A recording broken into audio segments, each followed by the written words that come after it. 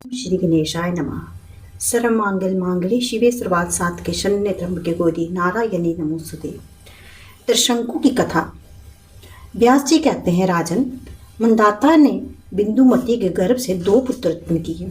एक पुत्र परुकुत्स नाम से परम प्रसिद्ध हुआ, दूसरे का नाम वचुकुंद पड़ा। परुकुत्स ने परम धार्मिक पुत्र अरण्य को जन्म हुआ।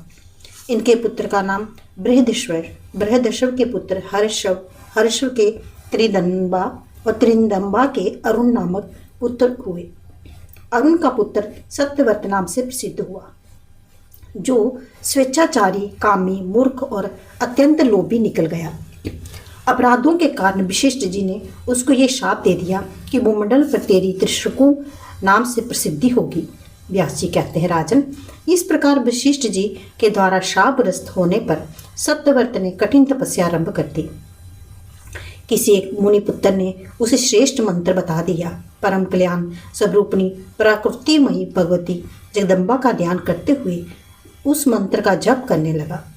पिताजी ने मुझे त्याग दिया है, गुरु से मैं अत्यंत शापग्रस्त हूँ। ऐसी स्थिति में अब मैं क्या करूँ? जो विचार कर उस राजकुमार ने लकड़ी बटोर कर एक बहुत बड़ी चिता तैयार की।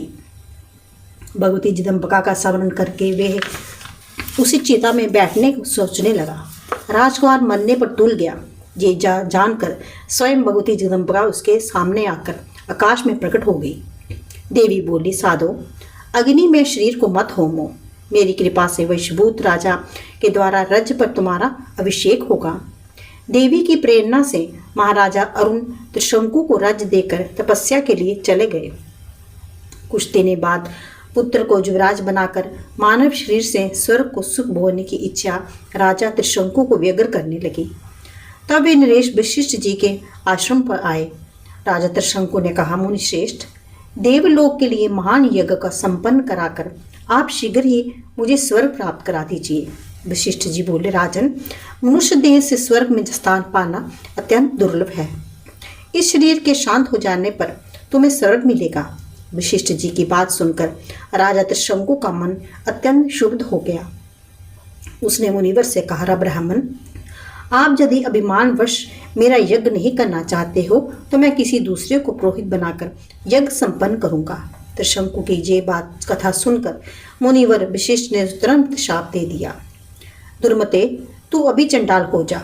व्यास जी कहते हैं, राजन, गुरुदेव वशिष्ठ के मुख से ये वचन निकलते ही शरीर से त्रिशंकु पूरा तुरंत चंडाल हो गया।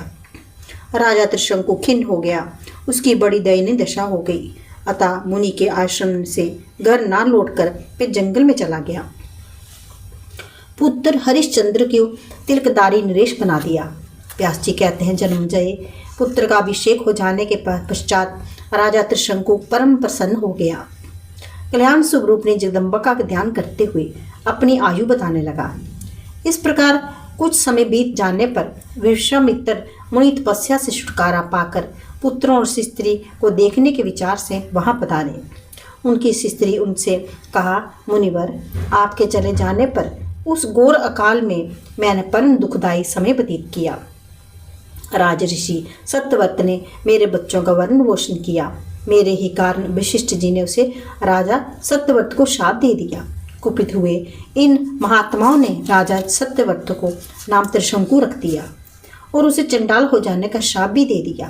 कौशिक, उस राजकुमार के दुखी होने पर मैं बहुत दुखी हूँ। विश्वामित्र जी बोले, कमलोचने, जिसे घोर अकाल के समय तो रक्षा करके तुम्हारा परम उपकार किया है, उस नरेश को मैं शाप से अवश्य मुक्त कर दूंगा। व्यास जी कहते हैं, महान तपस्वी गदी नंदन विश्वामित्र ने हाथ में जल लिया और गायत्री जप से उपार्जित अपना सारा पुण्य काल संकल्प के द्वारा राजों को सौंप दिया।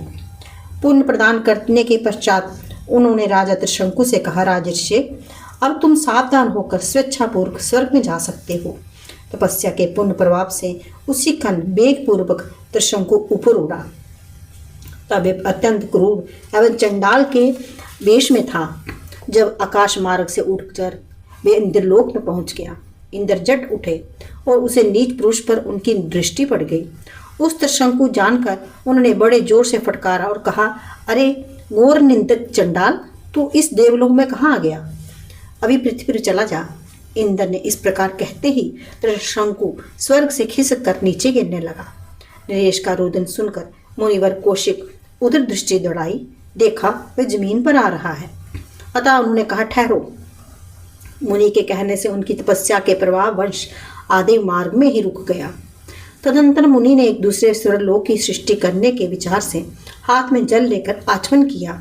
विश्वामित्र के इस प्रयत्न को जानकर शचीपति इंद्र तुरंत उनके पास आ गए।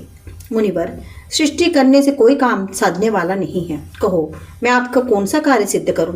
विश्वामित्र बोले, विभो, त्रिशंकु आपके भवन से गिर चुका है, आप प्रेम पूर्वक उसे अपना स्थान पर ले जाने की कृपा कीजिए। व्यास जी कहते हैं, देवराज ने उसी समय त्रिशंकु को दिव्य देहधारी बनाया और एक उत्तम विमान पर बैठने की आज्ञा दी। तो अमरावती के लिए प्रायश्चित हो गए। त्रिशंकु के पुत्र सत्यवादी हरिश्चंद्र हुए, जिनके सत्यवादी के नाम से ख्याति हुई। नवाह पुराण, 5वां विश्राम। 5वें दिन के पाठ की समाप्ति पर प्रार्थना। हे कुटस्थ, हे चेतन स्वरूपा, वेद शास्त्र आदि द्वारा गया भुवनेश्वरी जगदम्बिके, आपको मेरा कोटि कोटि प्रणाम। हे जननी, जे सारा त्रिलोक आपके ही द्वारा विरचित है। आपकी आज्ञा से ब्रह्मा, विष्णु तथा शिव आपके द्वारा निर्धारित कार्य में प्रवृत्त होते हैं। वे स्वतंत्र ना होकर आपके ही वशीवर्ती हैं। आपकी आज्ञा के बिना कोई बूर बग तक भी नहीं जा सकता। संपूर्ण लोक आपके अधीन हैं और आज्ञाकारी हैं। आपको मेरा कोटि कोटि प्रणाम। हे माँ, इस संसार रूपी सागर को पार करने के लिए आपके चरण रूपी पोत का आश्रय लेने वाले लोग सचमुच ही धन्य हैं। जोगी, वीतराग, महात्मा, निरंकार भक्त और मोक्षार्थी ज्ञानी सभी उच्च कोटि से तत्वदृष्टा आपके ही भजन करते हैं। आपको मेरा कोटि कोटि प्रणाम। हे अम्बे, इस चराचर विश्व में आप ही मेघा, कांति, शांति तथा तत्वार्थ बोधनी विद्या हैं। आप ही अपनी कृपा से, अपनी विभूतियों से दिव्यता का प्रवेश करके उन्हें अनुपम एवं विलक्षण रूप प्रदान करती हैं। आपको मेरा कोटि कोटि प्रणाम। हे जगदम्बिके, तीनों वेदों के निशांत वजनशील पंडित यज्ञ के साथ वेद मंत्रों से आहुति देते हुए आपका ही स्मरण करते हैं।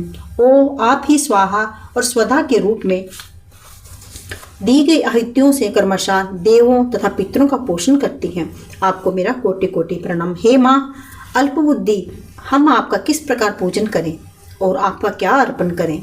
फल पुष्प आदि सफल पदार्थों का त्वष्टा तो आप ही हैं। आपकी वस्तु आपको समर्पित करने में हमारा क्या योगदान हुआ?